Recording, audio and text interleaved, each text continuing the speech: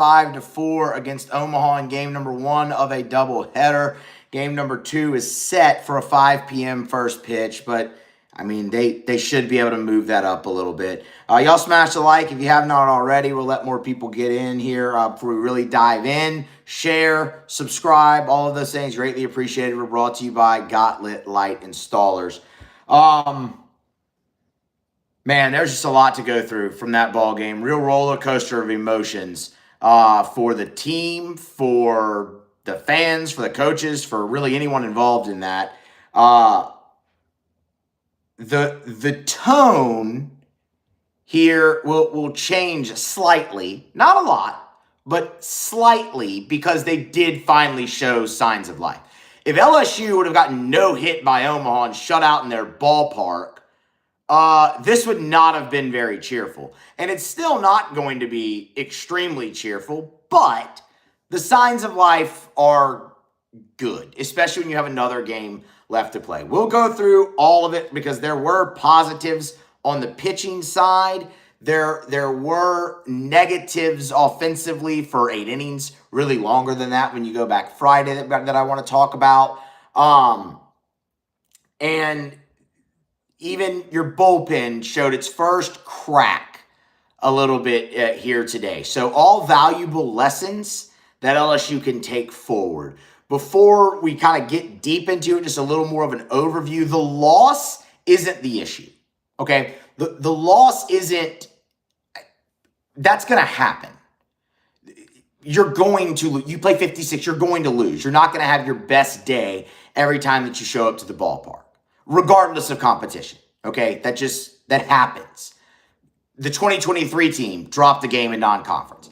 They got destroyed by Iowa in a tournament. Do you remember that? That was a good Iowa team. It wasn't a great Iowa team.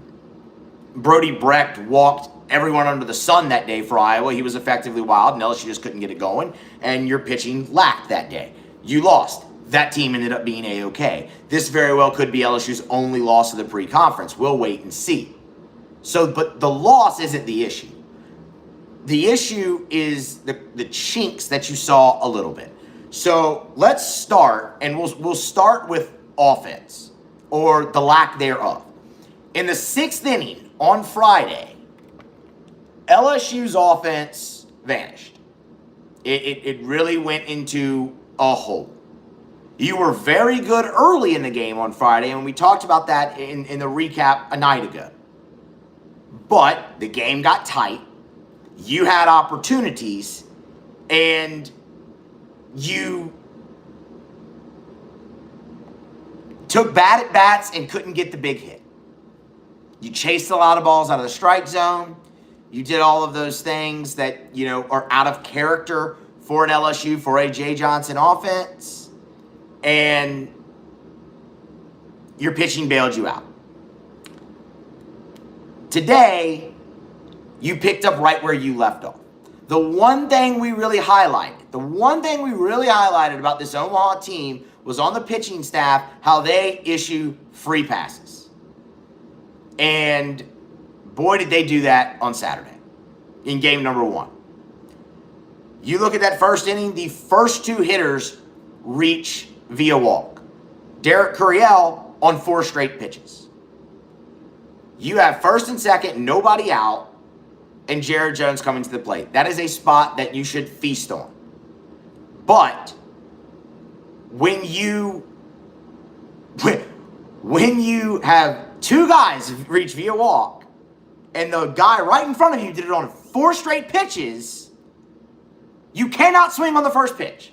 And Jared Jones swung on the first pitch and popped it up. And that's just inexcusable to me. Absolutely inexcusable. So for everybody saying sunshine pump, fuck you. I just said the best hitter on the team, that's inexcusable. A veteran, a leader, you cannot do that there. And that kind of set in a chain. I'm not blaming Jared Jones for the entire lack of offensive output today, but that set in motion a bit of a trend for LSU. So then you end up loading the bases. Larson gets hit by a pitch, but weak contact continued. You left the bases loaded in the first.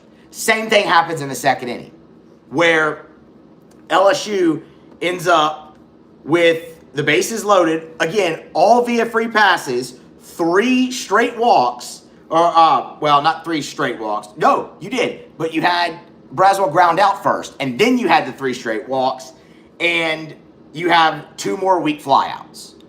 LSU, with the flyouts in this game, I'll get you the out distribution here. LSU flied out 17 times today. With the wind blowing in, I don't care how hard it is, it's chilly and the wind blowing in, that is a recipe for failure at Alex Box Stadium. We literally talked about that a night ago. It's a big yard, and that's a pitcher's dream day out there. And LSU played into that hand constantly over and over and over again in game number 1 of this doubleheader on Saturday. You had opportunities in the first inning.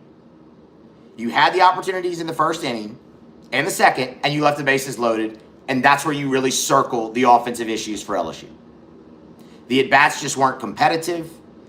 Before the 9th inning, you could count on one hand, literally one hand, the hard, solid contact that LSU made. You had a hard ground ball from Curiel that was snared, a hard ground ball from Milam that was snared, solid hit fly ball to the gap by Braswell that was snared, as well as one by Brown that was snared as well. That's inexcusable. You can't count on one hand your hard contact, and you could up until the 9th inning. Now, that's why you lost the game. Let's make that perfectly clear. You lost this baseball game because you left, let's see how many, 11 runners on base and 6 of them in the first 2 innings. That's why you lost. The 7th inning was not good on the mound or in the field, and I will get to that. But you had 1 bad inning on the mound.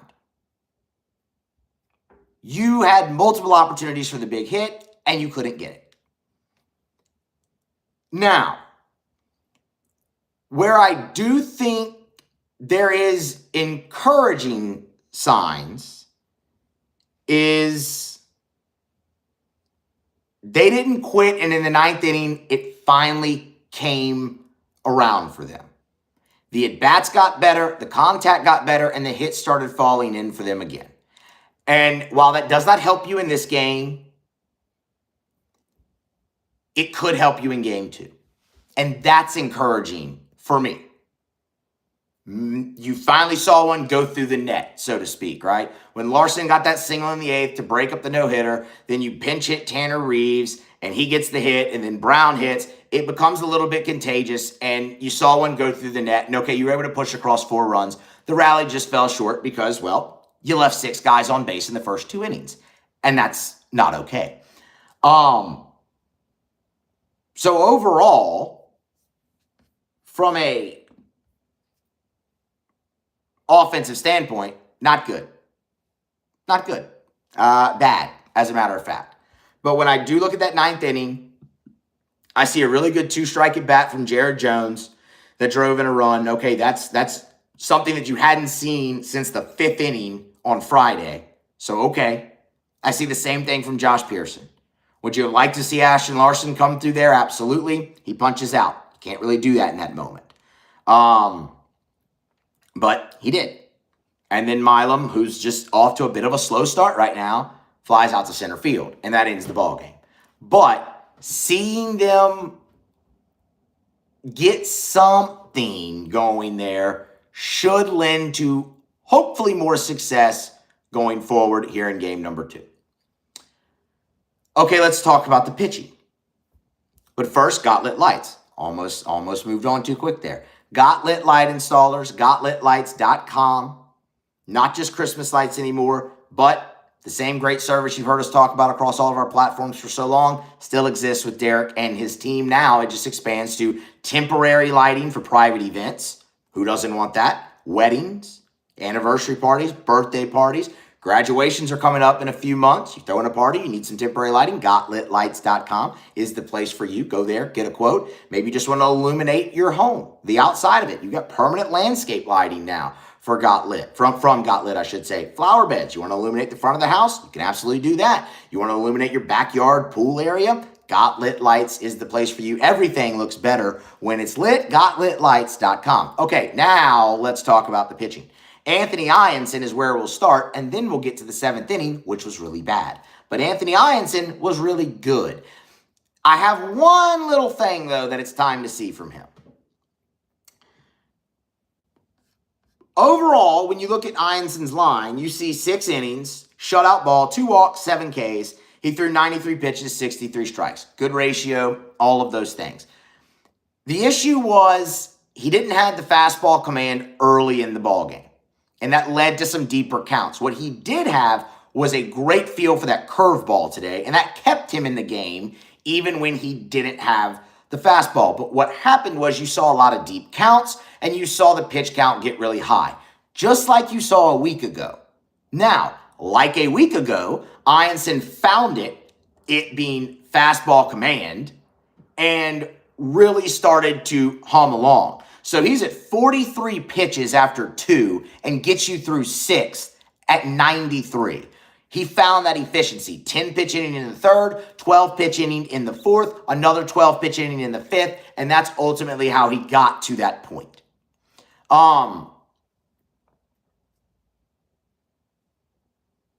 That's ultimately how he got to that point.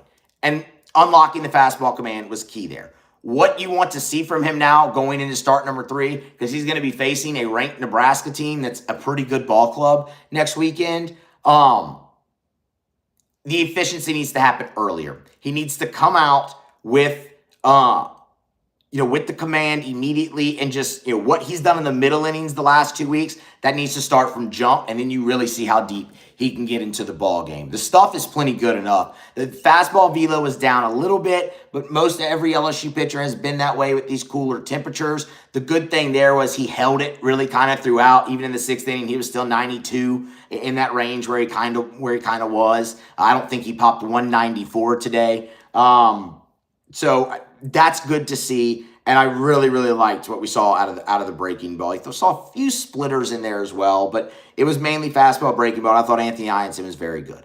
One other thing we've wanted to see kind of from this pitching staff so far is a bit of separation. And I think you got your first look at that. Grant Fontenot is first out of the bullpen and gets ahead of the first hitter he faces 0-2, and then hits the next the batter on the 3rd pitch. And that can't happen. It was reviewed. Jay thought it was a foul ball. Crowd boos. Whatever. Boo all you want. It doesn't. The fact the call wasn't overturned isn't the issue. The issue is your reliever hit a guy in an 0-2 count. That's the problem. With a breaking ball. The next hitter comes up. They stick with the breaking ball. He's squaring around to bunt, and he gets plunked in the head by Grant Fontenot with the breaking ball. So now you have first and second and nobody out. Enter Connor Benj. I thought this was interesting. You can clearly see they're hoping Connor Benj is kind of that stopper out of the bullpen. Okay, if we're in a jam, he's a veteran. He's got good stuff. Go in there, see if you can't get us out of the jam. But what was interesting for me was it was 2 days in a row. This is the first time you've seen an LSU pitcher come back 2 days in a row. So immediately I'm going to be heightened like, all right, let's see what he's got. And in Connor Benj's defense, he was immediately put in a very tough spot. Because for some reason, unbeknownst to me, that I will never understand, let me be perfectly clear there, I will never understand this. In order to see if the batter is going to square around to bunt, LSU has Connor Benj spin and snap throw to second base. What do you think happens? Oh, naturally, the ball goes into center field. You know why? Because that's not a high efficiency play. That is inexcusable. I don't know who called that, whether it was Jay Johnson or Nate Yeske, but whoever did, that's a bad call. There are other ways to do this that are safer. Have him spin and lob one over to first. Let's see if the guy squares. Have him bluff the throw to second. But to have a college pitcher in that moment, first and second, nobody out in a scoreless game, snap and spin and throw to second, is wrong, in my opinion, and that's my opinion. I don't really want to hear an explanation from anybody on it because it's not going to change my opinion. I'm a very stubborn person, and I cannot ever get on board with that because then you put him first and third, nobody out. And he's just even more behind the eight ball than he already was. So that sucked, in my opinion. And again, I'm never going to change my mind on that, no matter what I hear. I think that's just really poor. So after that, obviously you have the single, and that gets Omaha on the board. Runners go first to third, and you're looking at this going, okay, well, can you limit the damage? They're going to probably get another one because it's first and third and nobody out, but can you limit things? And then the ball gets through Cade Arrambide, goes to the backstop, and another run comes across. And you have the error, you have what they ruled a wild pitch, whatever. And I'm going to continue to nitpick balls getting through the catchers as well, because I've been talking about that since the preseason, and that's been an issue for this team for the last couple of years now. And it has to get better. It has to get better. That costs you runs, and it costs you games. Period. It cost you a run last night with Luis Hernandez. It cost you a run in game number one of this doubleheader with Cade Arrambide. That has got to improve. So right there, it's 2-0. Now, you end up with first and second later in the inning. So after you get the wild pitch, Summers walks. So you have first and second, nobody out and 2 runs in. And then Connor Benj starts to look like Connor Benj, where he punches out Babin looking on 3 pitches, and then he punches out Zapay swinging on 2 pitches.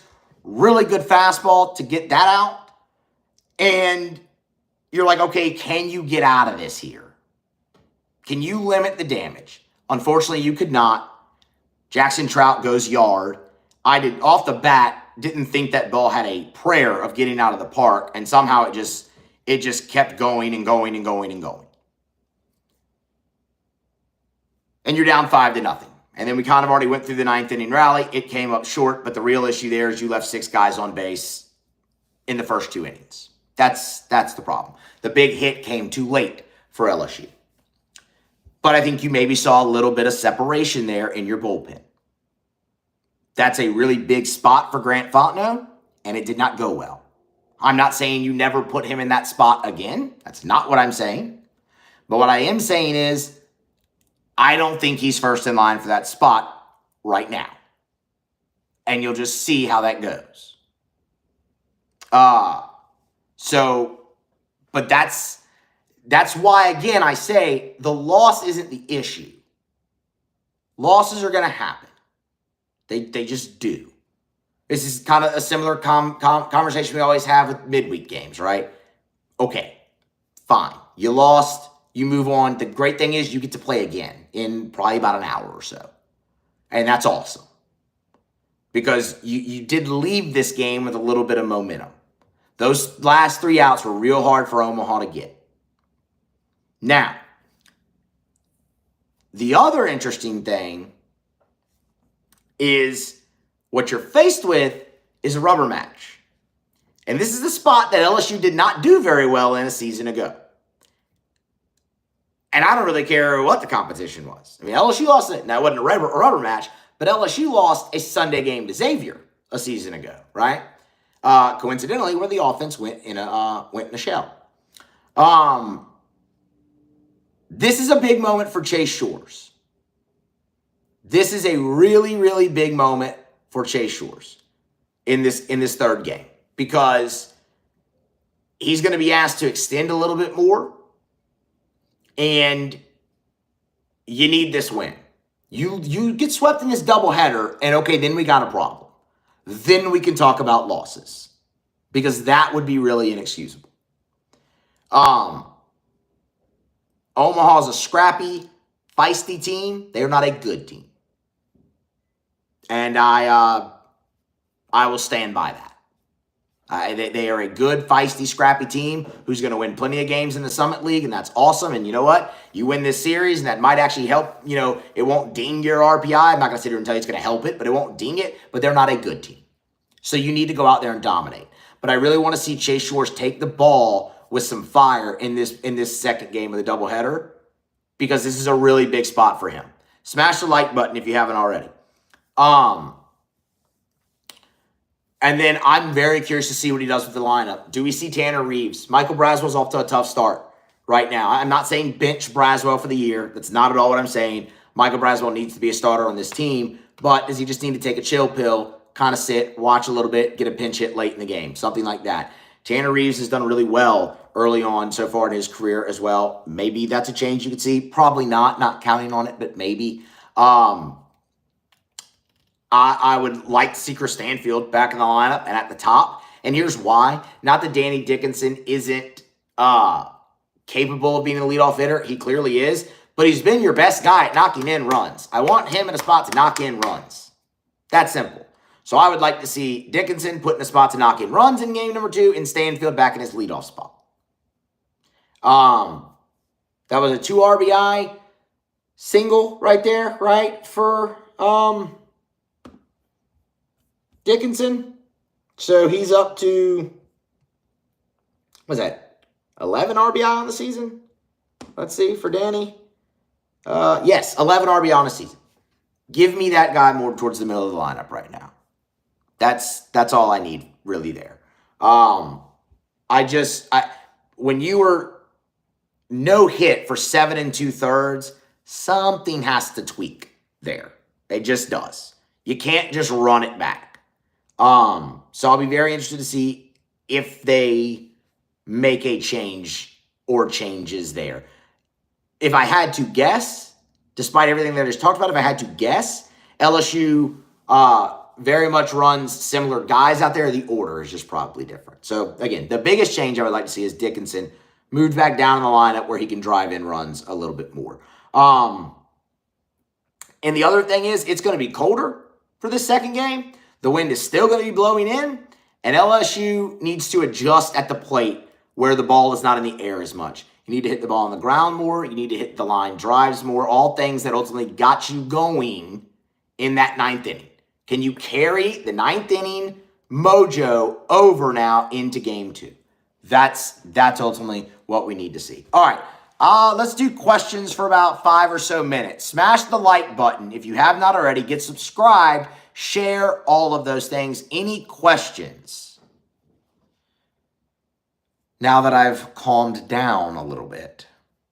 All about sports. Where is Gavin Guidry? That's a great question that I don't have the answer to. All I got for you. By all accounts, he's healthy. By all accounts, he was pitching on Wednesday and the game got postponed. I don't know where he is. I'd like to see him. I really would. And you know what? If he stinks when he goes out there, he stinks when he goes out there. But I'd like to see Gavin Guidry. Colin O'Leary, are you calm? I was until the Gavin Guidry thing got brought up.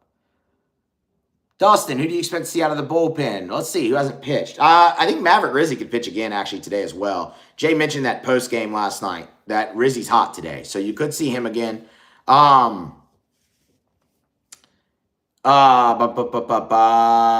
mean, you haven't seen Connor Ware since Tuesday. That could happen. Jeez, there's so many guys. You haven't seen William Schmidt. I mean, you got a lot. You got a lot. Eli Buckets, why didn't Stanfield start? My guess is the outfield configuration. They wanted to get Larson and Brown out there. That's just it. I don't think that's anything to really, take and run with. Stanfield's going to be in there more often than not. Just try a different thing. That's what the first 2 weeks, or so of the season are for. Try different things, whatever you want to do. I think that's all LSU is doing. Why is the Tommy White burner? Good to have you back. Why is Brown hitting in the 8-hole? He hit there last night, did pretty well, 2-hit day, and sticking back there today. And he ended up with another knock. So yeah, you could move him up, but I don't really have that big of an issue there. 1 out of 3, just as long as Brown's in the lineup. I don't expect to see him there this time when they go back to the night game, to come for the night game. Yeah, Dustin's right. There's 8 games in 10 days. Sometimes you're going to be off. Yeah. Jim Langlois, do you like Milam's right-handed bats? I do. I do. The other night, what was it? It was that last AB that he had today in game number 1. He smoked it to center. It was caught. But he put a good swing on it. And then on Tuesday, he got a hit from the right side and the left side. So yeah, I think Milam's a true. I think he's a true switch hitter. I believe his walk-off home run against South Carolina in the SEC tournament came from the right side of the plate. I think. I could be wrong, but I believe that it did. So, I'm fine with his left-handed at-bats. Cornholio said that he and I should hit Tigerland before the next game. No. My Tigerland days are done, Cornholio, and have been for some time, but I did enjoy it back in the day. All right. They lose. There was some bad. Most of it on the offensive side, and you had 1 bad inning on the mound. I thought overall, though, it was a lot of strikes again for LSU. You struck out double-digit guys again. You only walked 3. And the walks that you did have, they weren't costly except for the one that Binge had in that 5th inning. But other than that, the pitching wasn't the problem today. Let's just say that. Being no hit for 7 2/3 and leaving 6 guys on base in the first 2 innings, that was your problem. When you finally started hitting, it finally started coming. It was too little, too late. Too little, too late for LSU. But they get to play again. They get to play again in about an hour or so. So we'll see how that one goes. I think, again, it's going to be a big moment for Chase Shores in that ball game. Big moment for Chase Shores.